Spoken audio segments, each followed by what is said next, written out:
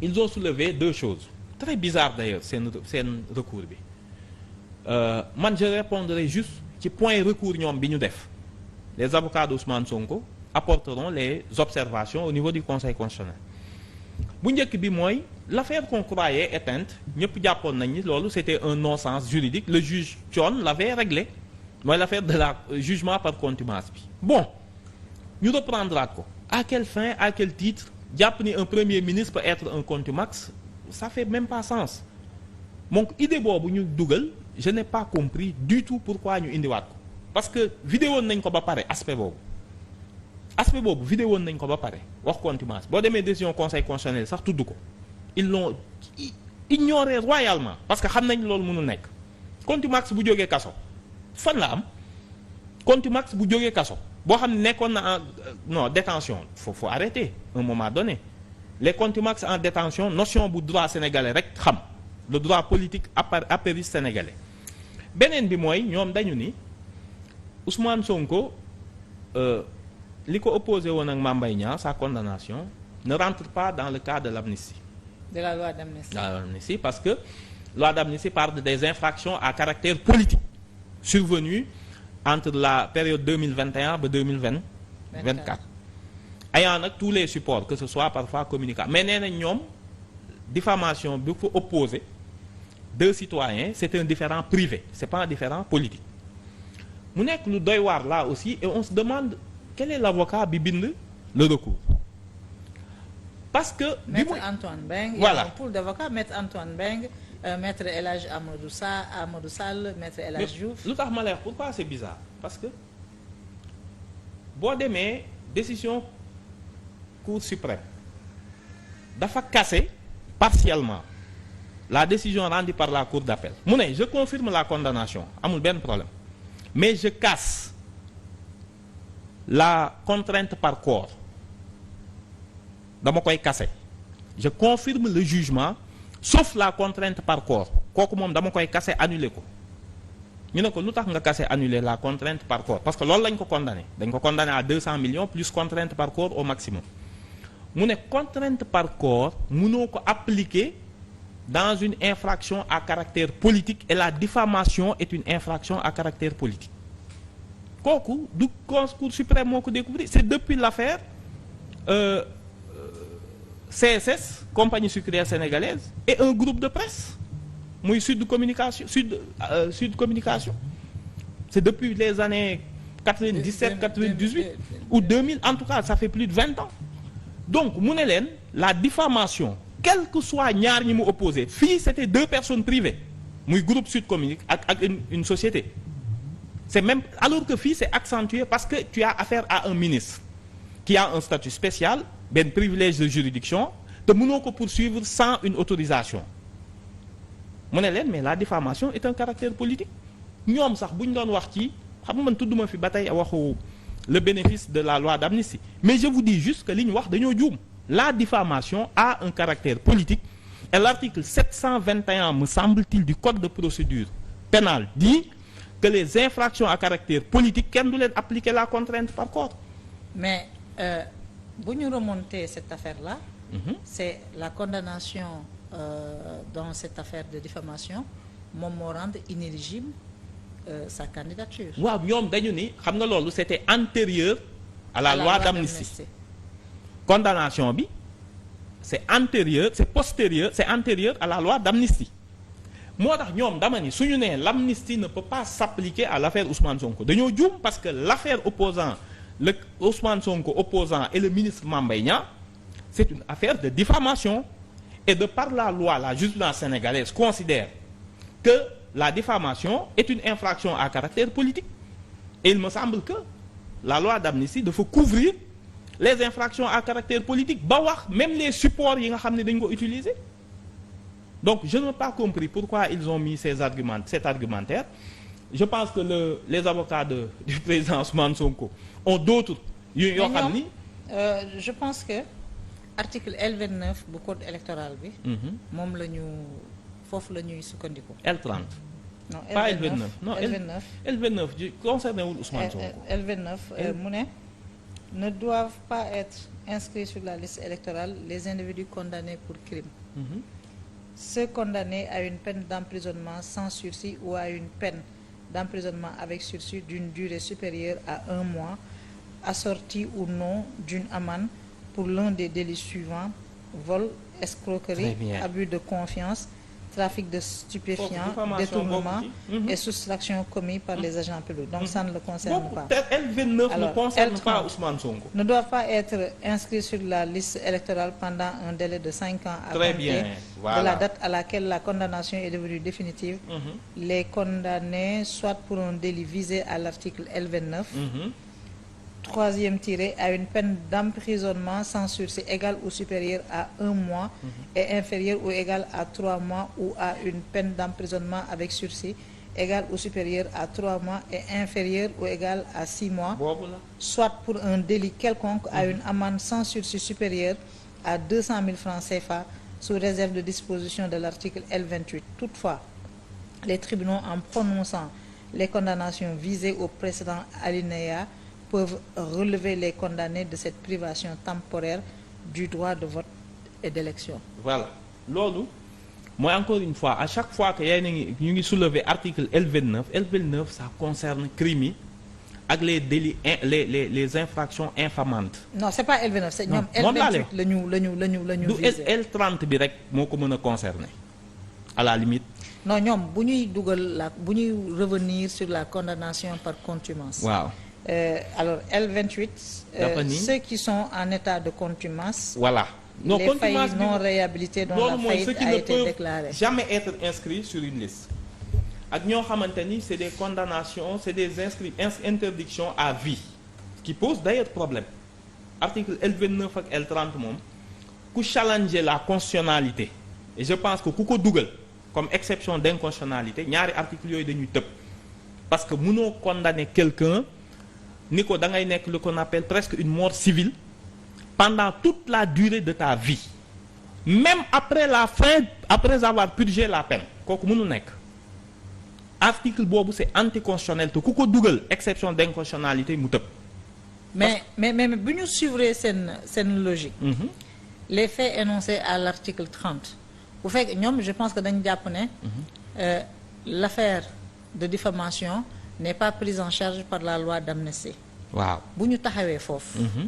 Ils peuvent avoir raison. Il y a un problème d'inéligibilité qui touche Ousmane Sonko. Maintenant, le problème c'est de savoir est-ce que l'affaire Mame Mbaye Niang a été prise en compte. nee naa la affaire Mame Mbaye Niang la loi d'amnistie a dit, man sans que je me réfugie derrière la loi d'amnistie, sans même ma invoquer ko, boo doon def observation di leen répondre ñoom ci argumentaire bi ñu bind, da nga naan leen la loi d'amnistie li mu wax dafa leer, c'est toute infraction à caractère politique. Loolu la bind ou pas? Mani la d'après la jurisprudence réaffirmée dans l'affaire Ousmane Sonko par la Cour suprême, la diffamation est une infraction à caractère politique.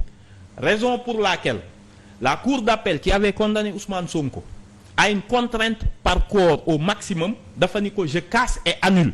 Parce que waroo def ci condamnation bi contrainte par corps mooy bi Mame Mbaye Niang naan saisir naa banque yeeg damay jëli këram. Tout le monde savait que mënul ne. Loolu la ñu ko mënoo ko. Vous ne pouvez pas utiliser la contrainte par corps. Ñu ne ko lu tax mu ne c'est une infraction à caractère politique. La diffamation même entre deux personnes privées sans l'intervention d'un homme public exerçant des pouvoirs ministériels ou autres a un caractère a un caractère totalement et entièrement politique. Kooku mooy la diffamation. Donc ñoom mënuñu ko exclure en aucune façon ci seen argumentaire ci la loi d'amnistie. Et la loi d'amnistie elle est postérieure. Mais beaucoup plus li nga war a laajte mooy comment Ousmane Sonko s'est retrouvé à nouveau ci liste yi. Non, le juge dafa redemander woon ñu intégré waat ko ci liste électorale yi. waaw loolu nga war a laajte très bien. Xam nga ñoom biñ ko ciy génne pour te dire que ni c'est toute une procédure biaisée biñ koy génne ci liste yi ils n'ont pas respecté la procédure. Je parle même pas des formalités ak yooyu. Je parle de l'exécution de la peine. Nit ki bu ñu la condamné dafa am procédure bu ñu créer prévoir pour ñu génne la sa radiation ci liste yi. Fii la radiation xam nga kan moo ko demandé? C'est le ministre de la Justice. moo transmettre au ministre de l'Intérieur alors que c'est pas à lui de faire ça. L'exécution de la peine est du ressort uniquement du procureur, du parquet. kooku acte de judicature la du acte d'administration judiciaire. Ouais, mais après des condamnations définitives. Même bu amee. après bu des ma condamnations di nga xam. après des condamnations définitives. waaw ministre de la justice day jël ay actes. yónnee ko ministre de l'intérieur pour ne ko kat citoyen bi ak citoyen bi. condamné nañ leen pour tel. délit ou pour tel crime. waaw nañ leen génn ci liste bi. et ça devient une formalité. xaaral foofu nag laa ni la da ngay combiner ay articles droit mënoo jël bii code bàyyi bi ci des article 24 code de procédure pénale moom moo wax nan la ñuy exécuter une peine te xamal ni jàppal ni la déchéance de droit est une peine la déchéance de droit c'est une peine ci droit sénégalais déchéance de droit day nekk peine complémentaire.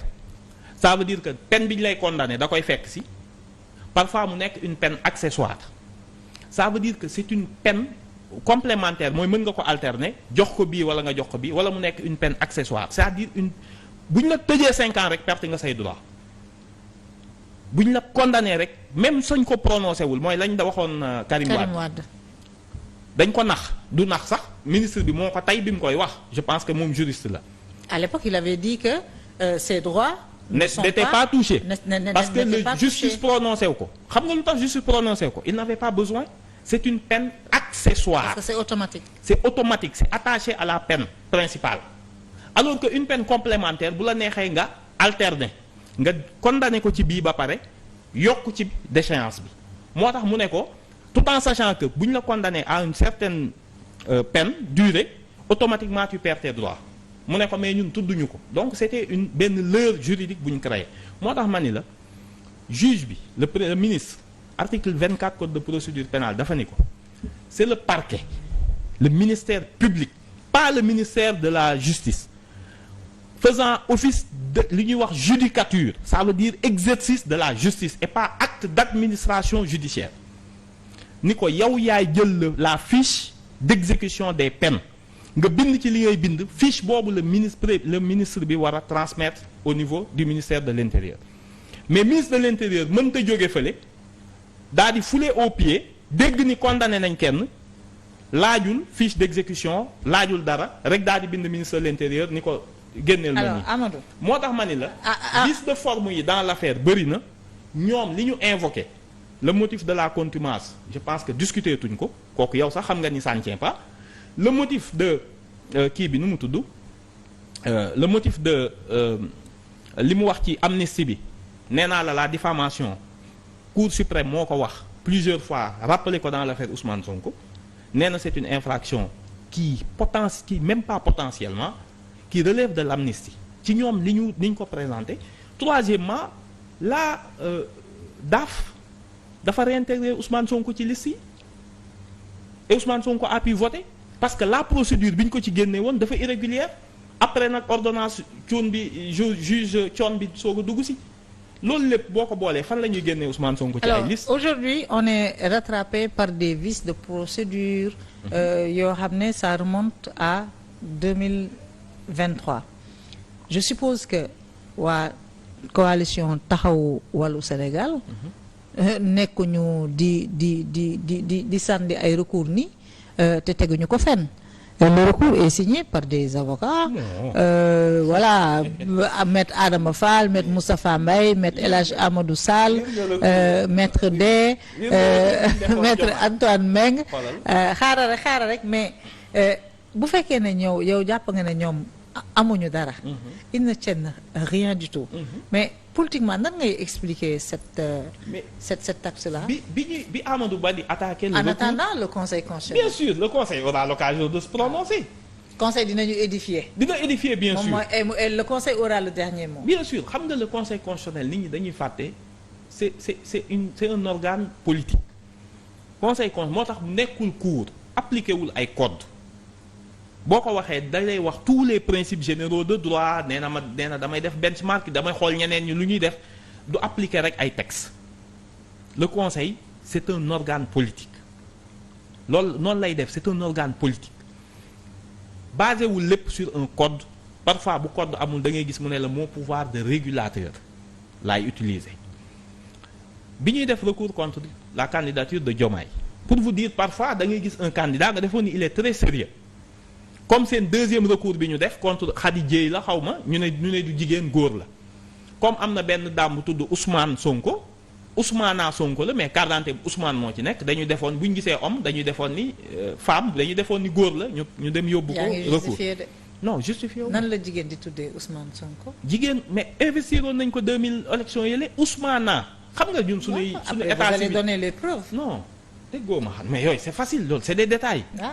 c'est des détails quand ils verront le ridicule ñoom ñooy génnal seen bopp moom laa lay wax nii je vous le dis kooku c'est des détails ñun ñi ko investir xam nañ ce qu'on a fait da ngay tim carte d'identité gis bi ñu ci Ousmane Sonko mais Ousmane Sonko la tudd dans la vraie vie les cartes d'identité par contre Ousmane moo ci nekk bon à la limite quand ils ont attaqué la candidature de Diomaye te foofu ngay xool parfois le sérieux de Amadou Ba et de son staff ak yenn yi fii ngeen toog benn waay bugguma ko tudd di gëmloo nit ñi bëgguma ko tudd. kan la.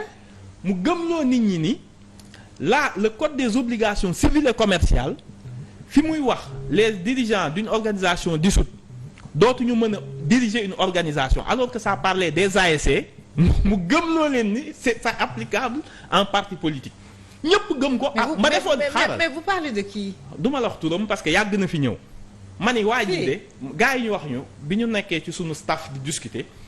ñu ne on peut répondre à cette personne surtout quand on a vu nit ñi di reprendre argumentaire am ñu dem ba ci biir ñu ne non ils sont capables de faire un recours nañ leen bàyyi ñu dugg seen erreur mais moo tax bi ñu demee ma dem conseil constitutionnel jël le recours ma ni non c'est pas vrai ils n'ont pas pris cet argument quand même le code des obligations civiles et commerciales partie bi nga xam ne day wax les associations sportives et culturelles ñu appliquer ko en parti politique moo tax ma ni la c'est de la même veine. mais ban lecture politique nga ci am ñoom en attendant que le conseil constitutionnel tranche cette affaire. comme ni ma la wax rek gis nga nit parfois da ngay dem ba sa xam-xam jeex c'est ce qu'ils ont fait avec le recours de Diomaye lu ne wax nañ ko ci mënul nekk fan lañ jaar dugg na fii finalement ñu aboutir à ça moo tax le conseil boo gisee ni mu rejeter affaire yi sax da ngay tiit il n'a même pas eu le temps de di ko motiver li ma la wax fii mooy wax naa la ñaari argumentaire contumace bi yow xam nga ni ça ne tient pas. non politique laa wax lan moo ci sa lecture politique. non seen lecture politique mooy encore une fois wane ni pour ñoom ñu exister ak ñu gagner Ousmane Sonko xam nañ ni yaakaaruñu ci urne yi pour ñu gagner Ousmane Sonko ñoom li ñu gëm de 2022 à léegi bu dul jéem ko invalider tëj ko kaso amuñu beneen moyen boo xam ne bu Ousmane Sonko génnee campagne kenn résister ko ci ñoom. C'est un aveu de faiblesse très grave de leur part, extrêmement grave de leur part.